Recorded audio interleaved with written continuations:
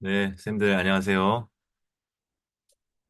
가을 날씨가 완연한 아침입니다. 내일 문과 내용을 다시 한번 리마인드 하고요. 또 못 오신 분들에게 다시 한번 알려드리고자 영상을 찍습니다. 10월 주제는 개혁입니다. 종교개혁이 일어난 달이어서 한 달 내내 개혁 관련된 주제를 다루고요. 다섯 가지 파이브 솔라스 혹은 파이브 솔라에라고 하는데요. 오직 성경, 오직 그리스도, 오직 은혜, 오직 믿음, 오직 하나님께 영광 이렇게 하는 다섯 가지의 슬로건이 있어요. 그 2번과 4번, 그러니까 이 오직 그리스도를 뒤로 넣기도 하는데 순서가 좀 강조점에 있어서 차이를 가져오기는 하는데요. 어, 일단은 이렇게 생각을 하시면 되겠고 본문은 디모데후서 3장 13절로 17절까지의 말씀입니다. 사실은 2023년 2월 수련회 때 어, 나누었던 말씀 본문이기도 한데요. 성경을 만나다였나요? 네. 그때 제가 이 구절에 대한 해설을 했었던 내용이 있습니다. 그래서 세대는 계속해서 악하는데 그러나 너는 배우고 확신한 일, 즉 성경 말씀에 거하라라고 하는 권면을 바울이 디모데에게 줍니다. 그래서 너가 뭘 배웠는지를 알고 있지 않냐? 너는 어려서부터 성경을 알았으니 성경은 어떤 책인가 했을 때 이 시점에서는 신약 성경은 아직 다 집성이 안 됐겠죠? 구약 성경을 말하는 것일 텐데 구약 성경일지라도 너로 하여금 능히 그리스도 예수 안에 있는 믿음으로 말미암아 하나님의 구원에 이르는 지혜가 있게 한다. 성경은 어떤 책입니까? 지혜가 있게 하는 책인데 어떤 지혜냐면 구원에 이르는 지혜가 있게 합니다. 어떻게 구원에 이르는 지혜가 있게 하는가? 믿음을 통해서 그리스도 예수 안에 있는 믿음을 통해서 구원에 이르는 지혜가 있게 하는 책, 그게 바로 성경이라고 하는 거죠. 그래서 이 성경의 중요한 주제를 우리가 구원 이라고 볼 수 있습니다. 하나님의 구원 역사를 담고 있는 중요한 지혜를 우리에게 주는 책이죠. 또한 성경이 어떤 책이라고 얘기하냐면 유익하다고 합니다. 유익한데, 잠깐만요. 성경이 하나님의 감동으로 됐다 먼저 설명을 해요. 감동. 하나님의 푸뉴마로 된 것이다 해서 숨을 불어넣다. 이렇게 제가 소개한 바 있어요.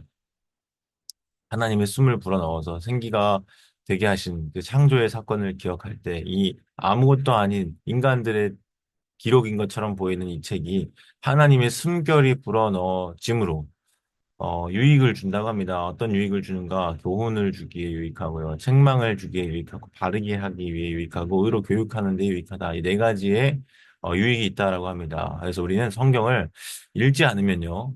이 유익을 다 놓치는 거예요. 아깝죠. 우리가 읽어야 돼요. 그리고 이것을 통해서 결국은 하나님이 뭘 하려고 하는가 온전하게 하는 목적이 있고요. 선한 일을 행할 능력을 갖추게 하려고 하는 목적이 있습니다. 이게 이제 본문에 대한 설명이고요. 문과도 보시면 교리편에 1과예요. 1과. 1학기에, 1과가 아니라, 1학기 교재. 하나님 백성이 뿌리인데, 그 뿌리를 어디에 두고 있냐면, 우리는 하나님 나라 가치와 법에 두고 있는 3과를 보면 유일한 기준이 있어요. 유일한 기준, 성경의 유일성입니다. 그래서 규범성도 있고 유일성도 있고 뭐 이런 다양한 성경의 그 속성이 있는데요.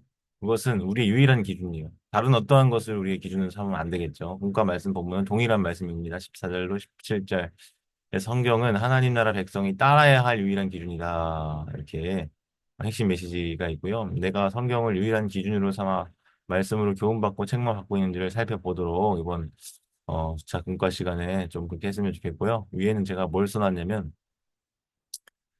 성경이라고 하는, 이 오직 성경, 솔라 스크립투라라고 했을 때 이것은 성경의 최종 권위에 대한 고백입니다. 웨슬리안 사변형에 대해서 제가 내일 소개를 할 건데요. 웨슬리안 사변형이 뭐냐면요. 성경이 있고요. 이성이 있고 경험이 있고 전통이 있어요. 이 네 가지가 있는데 평행사변형처럼 각각의 변을 이렇게 그려본다고 했을 때 이 네 가지의 변이 있는 거예요. 사변형. 그래서 성경과 경험과 이성과 전통이라고 하는 네 가지가 균형 잡힌 그런 신앙생활을 우리가 이어가야 할 텐데 어느 한쪽으로 치우치면 안 되는데 결국은 이 모든 것에 있어서 중심, 최종 권위가 뭐 있냐? 전통도 아니고 이성도 아니고 우리 경험도 아니라 성경이라는 거죠. 그래서 오직 성경만이 우리의 최종 권위다. 이렇게 이제 고백을 하게 되는 겁니다. 특별히 아드폰테스라고 하는 말을 제가 써놨어요. 이 구호는 많이 들어보셨을 건데 문자적 그대로 라틴어 번역을 하면 이 폰테스가 근원이거든요. 파운데이션을 우리가 이야기할 때 기초가 되기도 하는데 베이직. 근데 근원으로 돌아간다고 했을 때 이게 사실은 어느 구호였냐면요. 14세기에서 16세기까지 일어났던 프랑스어 르네상스, 직역하면 재생이라고 하는 혹은 부활, 이렇게 이제 번역하는 운동이 있었잖아요. 그것은 잊혀졌던 그 로마 제국과 비잔틴 제국을 거치면서 잊혀졌던 고대 그리스에 대한 어떤 그 회귀 거기로 다시 돌아가는 그리스 문헌에 대한 혹은 그리스 예술에 대한 혹은 그리스 철학에 대한 다양한 이제 그 복원을 이야기했습니다. 그렇게 된 이유 중에 하나는 그 그리스 문학이 많이 발굴이 됐어요. 새롭게 발견되면서 또 이제 다시 그 옛 문화를 되찾자 이런 슬로건이 있었는데요. 그 페트라르카 그리고 뭐 에라스미스 이런 사람들이 기독교 이제 그 당시에는 기독교가 아니죠. 이제 카톨릭이죠.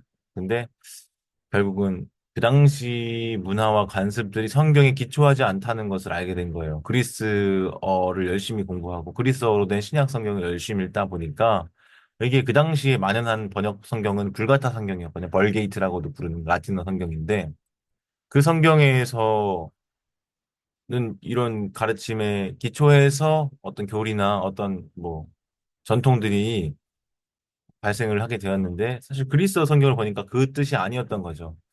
그래서 번역의 오역을 지적하는 그런 일들을 하면서 또 이제 우리가 우리의 권위의 기초를 전통이나 경험이나 이성 그런 다른 것에다 두는 게 아니라 성경에 두어야겠다 이렇게 해서 그 근원으로 돌아가자 르네사스 인문주의 운동과 같이 나란히 가게 된 것이 이 종교개혁 운동이라고 시발점이라고 할 수 있겠습니다.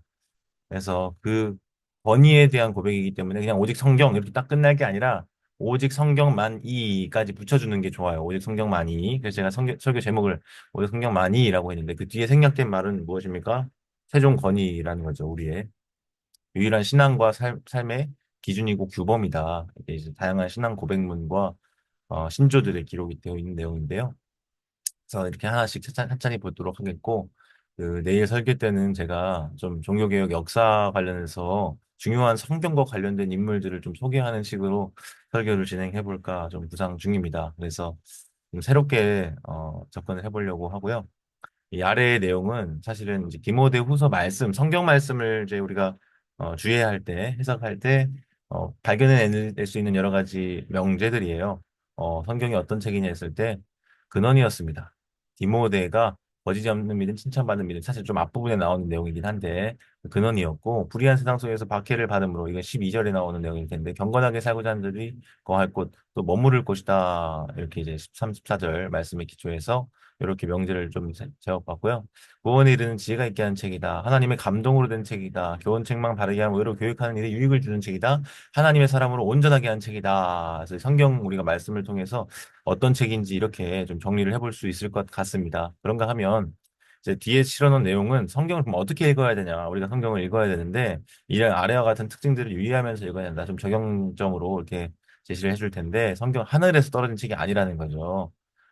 하나님의 신적인 책이지만, 감동으로 된 책이지만, 인간이 쓴 책이고, 그 인간 저자가 쓸 당시의 역사, 문화, 사회의 여러 다양한 배경들이 개입이 된, 그래서 그러한 것들을 우리가 인간적인 것을 좀 고려하면서 읽을 필요가 있고요. 또한 성경은 하나님이 주신 것이지만, 사람이 저술한 것이다라고 하는 것.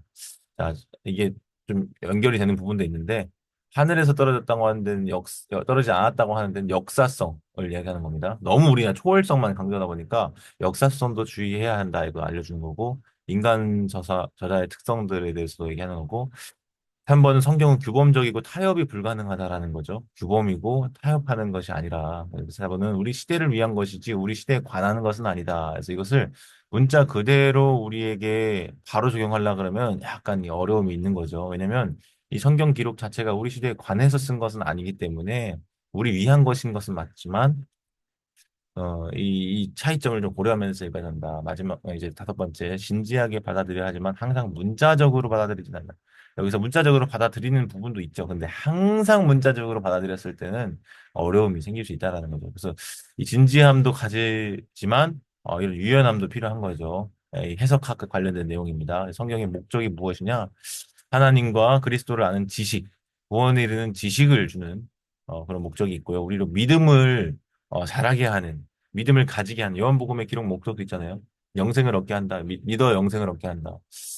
그리고 우리로 하여금 이 성경을 읽으면 하나님을 사랑하고 이웃을 사랑하는 방향으로 가야 돼. 십계명의 두 가지 축이 그거 아닙니까? 하나님 사랑, 이웃 사랑. 성경을 읽으면 읽을수록 우리는 하나님을 더 사랑하게 되고 이웃을 더 사랑하게 되는 방향으로 가는 게 성경의 목적에 부합한 거죠.